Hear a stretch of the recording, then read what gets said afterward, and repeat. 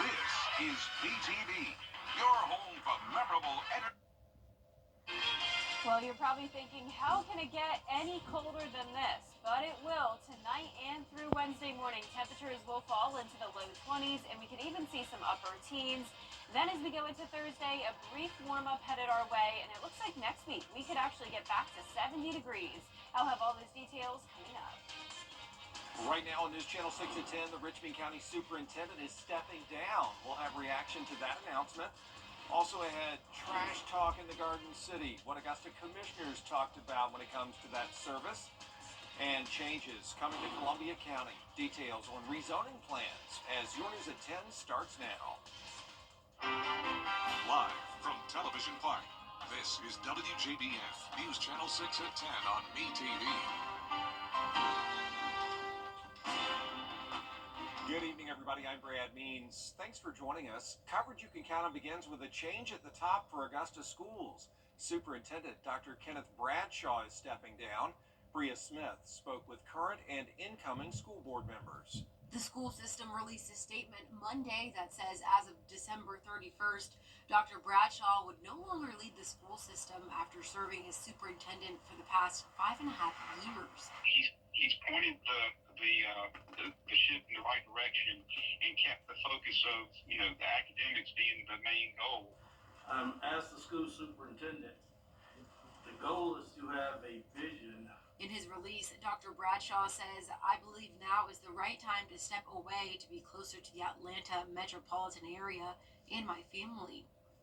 Wish him well. I think the reasons that he laid out were not something that people can second guess. Obviously, he's got some things that his personal life, were things that needed to be addressed, and he did that in the best way that he thought was possible. So. But for new board members, the announcement came as a surprise. I was shocked.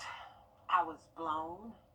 I felt as an elected official who the people elected to do a job for them, that we could have got, the new board members could have gotten the courtesy of being told that this was about to happen. District 8-elect Mary Jane Abbott shares she was also shocked and found out once the release was made public, but is grateful for his work and is hopeful for a new superintendent. We've recently seen our graduation rates increase to the highest levels that have been since we started reporting them. We've seen standardized test scores increase. He got us peeking over the top of the barrel. We haven't had anyone that was able to do that thus far. He brought in a lot of great people to do great things here. I seen the movement.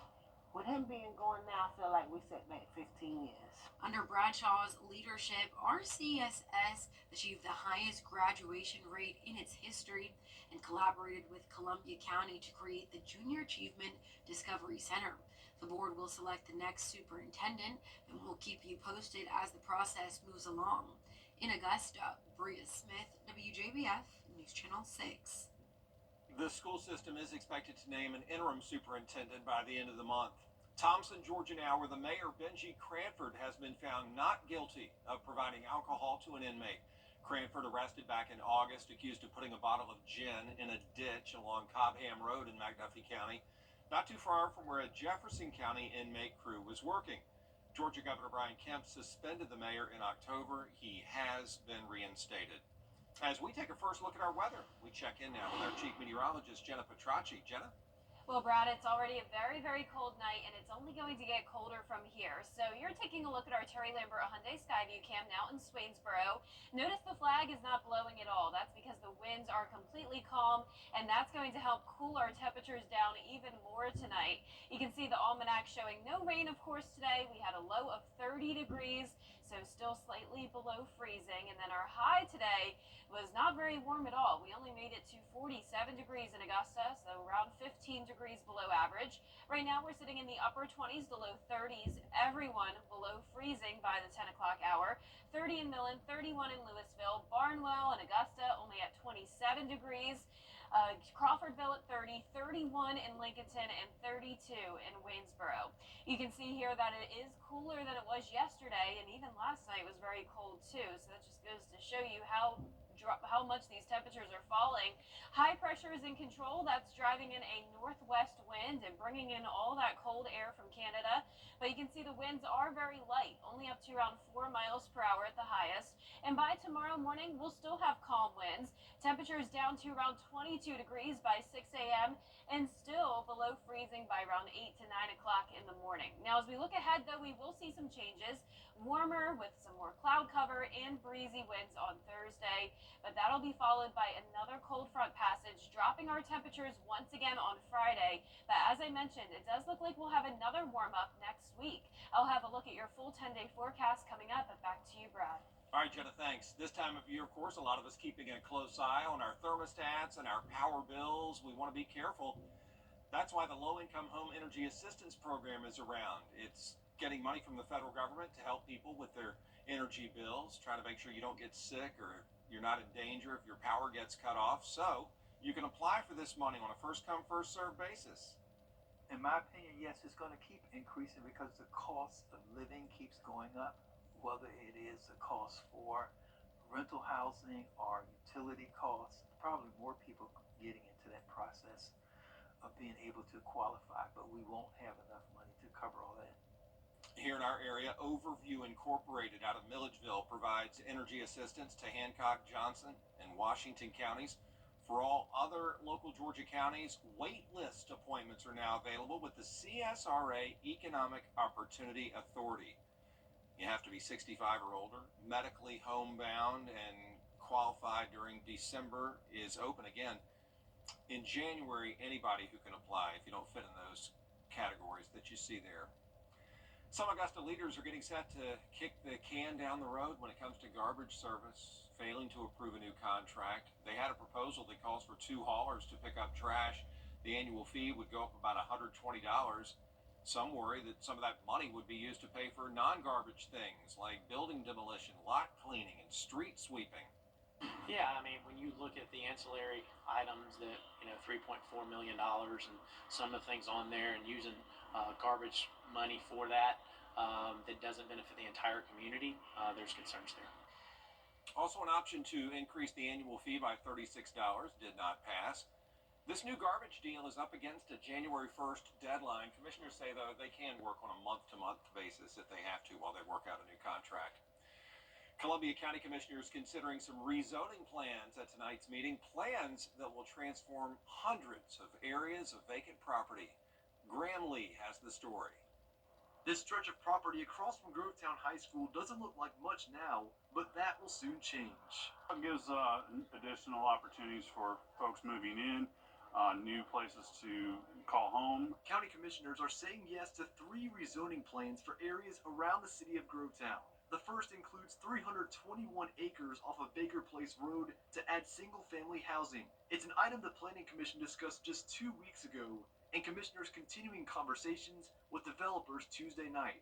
They've done some revisions as the market has changed a little bit. They've been developing it over the last couple of years. Had to make some adjustments to their plan, and you saw that tonight.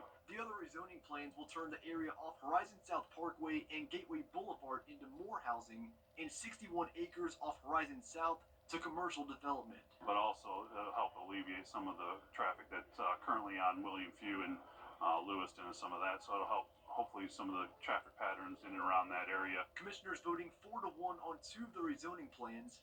Vice Chair Connie Malier says she's not in favor because she'd rather see the property used for larger lots than adding more homes. I'm not against growth as it is, but density is not always our friend, and so that's something I feel strongly about, is not putting a lot of extra density into these developments and these PUDs. I believe we should have larger lots around our homes. While county leaders are working on timelines for the projects, it's clear that the county is growing and commissioners are catching on. In Columbia County, Graham Lee, WJBF, News Channel 6. Still ahead, a special night to honor those impacted by Alzheimer's and dementia. A look at Lights for Memories after the forecast. And temperatures are falling drastically tonight, all the way down to around 20 degrees. Then as we go into Thursday, a brief warm-up followed by another cool down. And then another warm-up again next week that looks like it could last a bit longer. I'll have your full Viper 6 forecast when we return.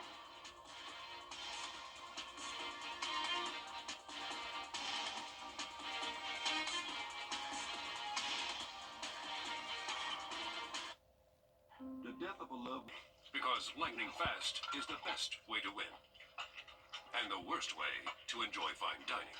It's the fastest way to win a jackpot. It's Quick Win from the Georgia Lottery. Yes.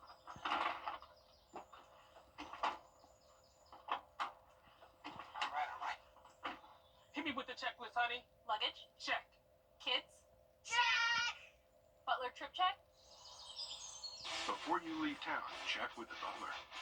With our complimentary trip check, we'll inspect all your major safety components and parts to ensure your car is running its best. With multiple locations convenient to you, just let the butler do it. Blew up. Now, your most accurate forecast with WJBF Live Viper 6. Welcome back. It is a super chilly night with temperatures in the upper 20s to low 30s. Everyone below freezing already at 10 o'clock. 31 in Sparta, 32 in Washington. Millen, you're at 30 degrees, 29 in Bamberg, 28 in Saluda, and only 27 in Augusta and Aiken. So notice even our southern line counties that typically stay a bit warmer at night are just as cold as our northern counties. And it's this big dip in the jet stream that's making it all the way down into Florida. 34 in Jacksonville now, 30 in Birmingham. So most of the country dealing with this Arctic blast. Now we don't have any snow to show you tonight though, but I can show you a beautiful view of a Christmas tree in honor of the cold temperatures. This is a look up at New York City on our Terry Lambert Hyundai Skyview cam. So no snow nearby. You may remember last night we were tracking some snow showers in North Carolina and even parts of the upstate in northern Georgia.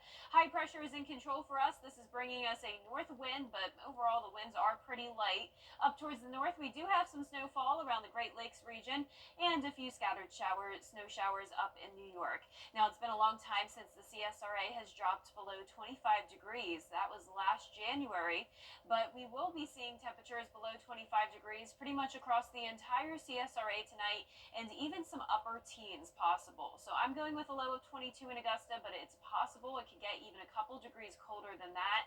I do think we'll stay far away from our record low of 16 degrees in Augusta, but places like Saluda County are getting pretty close to that record. That was 15 set back in 1960, and the forecasted low in Saluda is 19 tonight. So notice the entire overnight period will be below the 30-degree mark, which means you do have a risk of your pipes freezing. And keep in mind, if you have pipes that are sensitive to temperatures typically around that 20-degree mark, if you haven't already, be sure to take the proper precautions tonight, like letting water drip from your faucets and open the cabinets. Be sure the heat is no lower than 55 degrees. Our highs tomorrow will be back into the 50s though, so this will be the beginning of a slight warm up. So today we had highs only in the 40s, so we're getting a little bit warmer, eventually up to 60 degrees on Thursday, but then the 40s will return on Friday. Next week, it looks like the temperatures will steadily rise, so it will be a few days in a row with temperatures in the upper 60s, pushing 70 degrees. But in the meantime, tomorrow morning, you can see that high pressure nearby. As it shifts down to the south of us, well, the southerly flow coming in and more cloud cover Wednesday night. That will help keep our temperatures a bit warmer. Then once the cold front comes through on Thursday, we'll have gusty winds, and behind it, some very cold air taking back over for our Friday. Now, the winds will be gusting up to around 28 miles per hour on Thursday, so keep that in mind, but I'm not expecting any rain this week. Keeping things dry and mostly sunny through the weekend, but early next week is a completely different forecast. Not only will it be much warmer, but we also have some pretty decent chances of rain and the cloudy skies. All right, thanks a lot. We appreciate that, Jenna. Tonight, friends and family getting together for VIA Cognitive Health's inaugural Lights for Memories, a candlelight service in remembrance of those who are living with Alzheimer's and related dementias. Members of the community able to share stories and provide support for those dealing with those illnesses. They had a candlelight ceremony there at VIA, candles lit for love, memories, grief, courage, and hope. It is great to be a part of this event, and especially just to have know that we have the support. Well, I appreciate it, and it has been a wonderful help. It's nice to know that there's an organization here who cares for people with dementia. It is a resource to help, to help you. It's very supportive. We can just help each other to cope with people with dementia and Alzheimer. It is a great thing. Yeah, special night there. It'd be a good turnout for sure.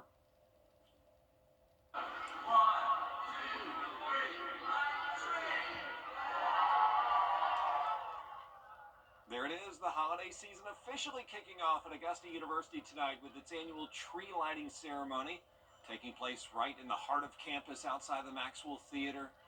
President Russell Keene did the honors by flipping the switch and lighting the tree. The event also included photos with Santa, a holiday market, crafts, food trucks, and inflatables for kids. Still ahead, the woman responsible for killing a newlywed bride on her wedding night, learning her fate. The story after the break.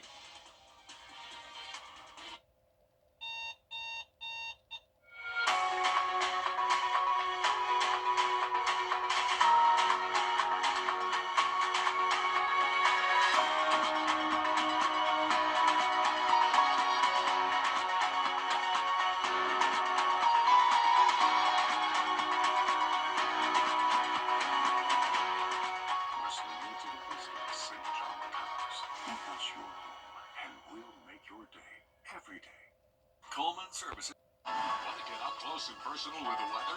Request a school visit from Chief Meteorologist Jennifer Tracci today. It's a cool and exciting way to bring the fun and fascination of weather to students of all ages. Or take a field trip to our state-of-the-art studios at the Television Park in Augusta. It's an interactive experience your class won't forget.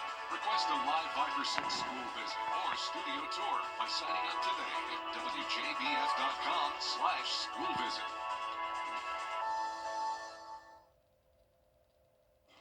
It was the wedding night tragedy that made news around the world. A bride killed in a crash just hours after getting married.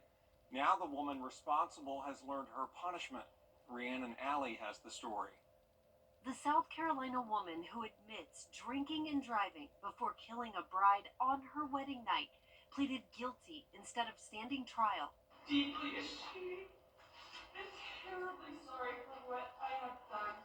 Police say Jamie Lee Komorowski was driving 65 in a 25-mile-per-hour zone last year when she hit a golf cart carrying Samantha Miller and Eric Hutchinson, who had just left their wedding.